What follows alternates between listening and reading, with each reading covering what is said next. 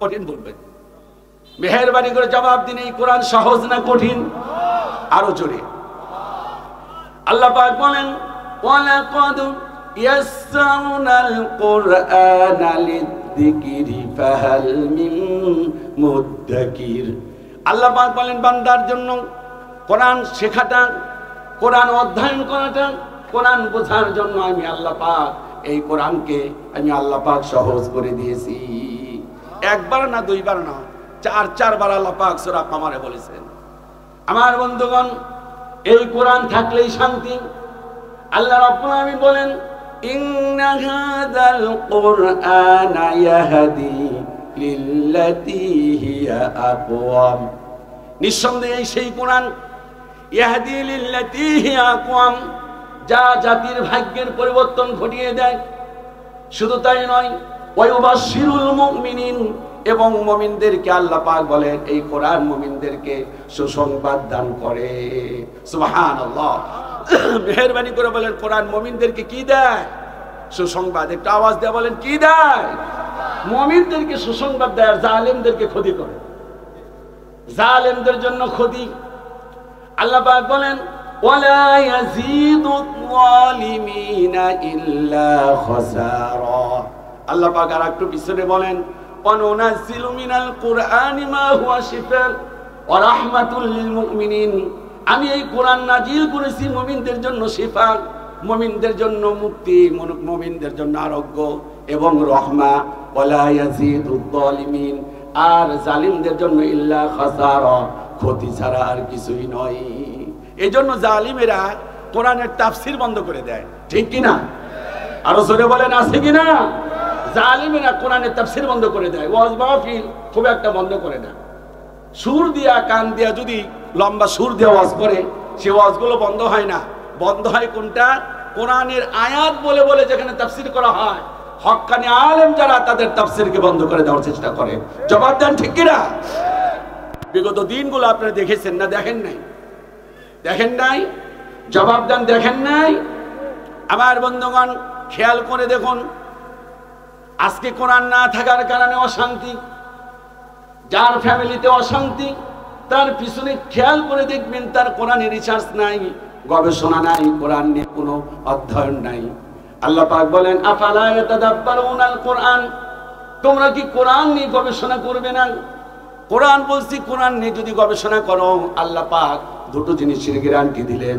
জবাব দেন, যুবকেরা হাত দিলে জবাব দাও, কয়টা জিনিসের গ্যারান্টি? হাত তুলে জবাব দেয় কয়টা? আল্লাহ পাক বলেন ফামান তাবিআ হুদায়া ফালা খাউফুন আলাইহিম ওয়ালা হুম ইয়াহজানুন। যারা কোরআন মানবে, লা খাউফুন, তাদের কোনো ভয় নাই। আওয়াজ দিয়ে বলুন আল্লাহু আকবার। ওয়ালা হুম ইয়াহজানুন, এবং দুই নাম্বার হলো তাদের কোনো টেনশন নাই, তাদের কোনো দুশ্চিন্তা নাই।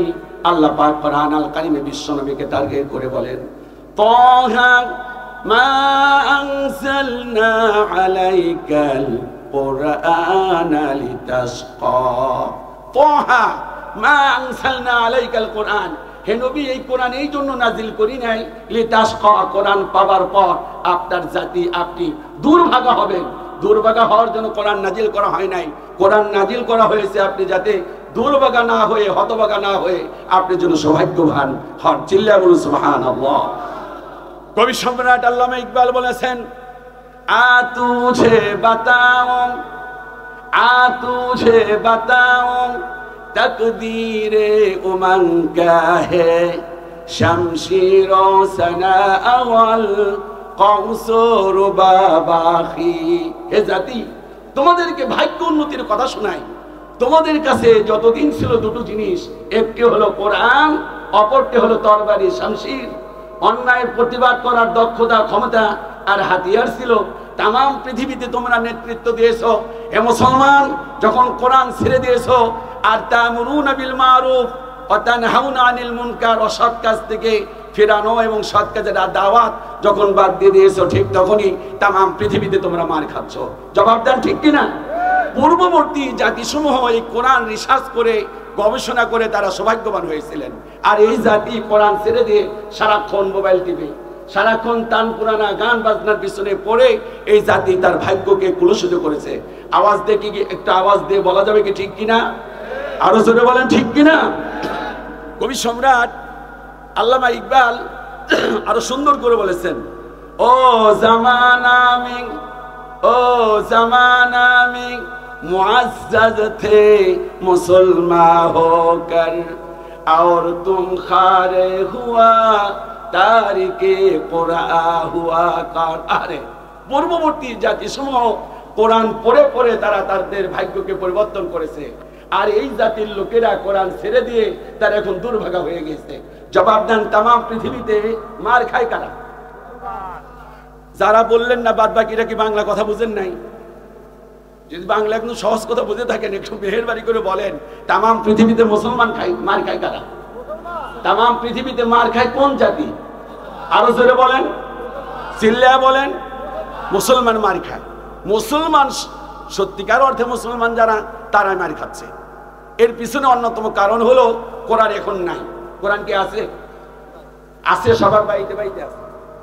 আজকে ফজরের নামাজের পর শুধুমাত্র তারাই হাত তুলবেন যারা কোরআন অর্থ বুঝে পড়েছে।